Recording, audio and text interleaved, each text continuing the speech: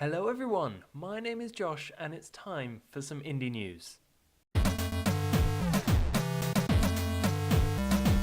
First up, indiegamemag.com, a website that covers indie games, has been taking a lot of flack recently for having charged developers $50 for fully reviewing their games. Now, as a writer myself, and many other people are saying very similar things on Twitter, as developers and other writers do not charge and do not pay for reviews. Chris Newton, the owner of the website, has defended his position by saying it was a business decision to charge developers to keep the website afloat.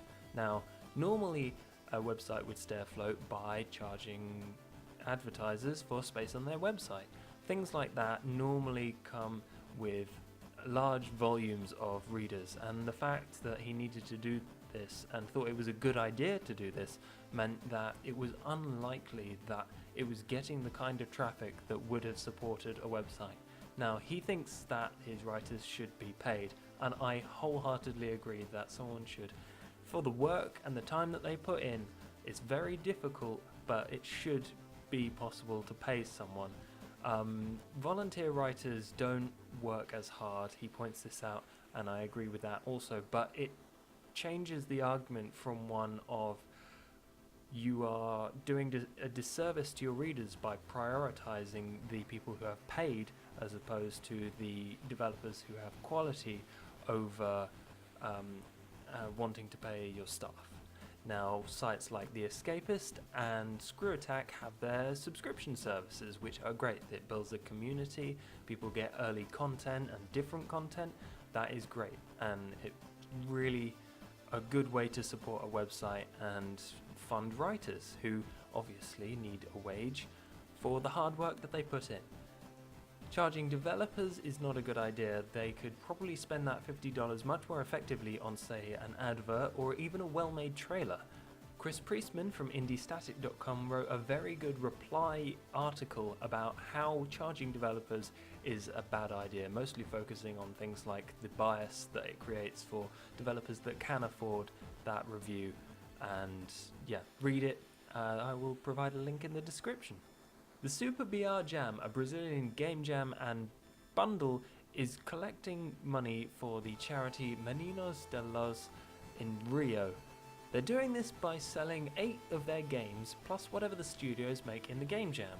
Now, there's a minimum $1 donation, which gets you all of the Game Jam games, plus 4 games that they've released commercially: Dungeon Land, Magicka, Wizard Wars, Magicka, and the Showdown Effect. And for $5 or more donations, you get Knights of Pen and Paper plus 1 edition, Project Tilt, Out There Somewhere, and Casir Alvasat. The charity, Sola Meninos de Luz, is a charity which educates 400 or so children in the Rio area in Brazil. It gives them a comprehensive education all the way from very young kids through their teenage years. Now, this bundle ends on the 4th of December, so get in there quick, support charity, and get some really cool games. The new game Frozen Endzone from developers Mode 7, you may know them as the creators of Frozen Synapse, are releasing the beta of Frozen Endzone this coming week. I am extremely excited about it, and I really want to play it. Hopefully I will be able to organise a tournament. Very much like Frozen Synapse, it works in turns.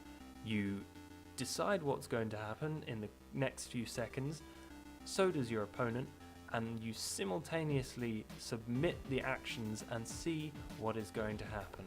Your main objective is to get the ball to the end zone, which gets you the most points, or to one of the smaller but closer zones, which gets you less points. Once you have scored a touchdown, or your opponent has knocked the ball from your robot's hands, it is his turn and attempt to get a point.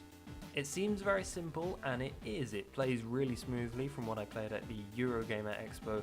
I am very much looking forward to it, and you can pre-order it from sometime this week. No exact dates so far, but keep an eye on Mode 7's Twitter, and you'll probably know exactly the second that they put it up. Finally, thank you everyone for watching. I really want to get this new show started up again. It's great fun. I really enjoy researching it and all of that stuff. On an unrelated note, yes, Bee and Puppy Cat has been kickstarted. I can't wait for that show to come out. So thank you everyone again for watching, and I will see you next time.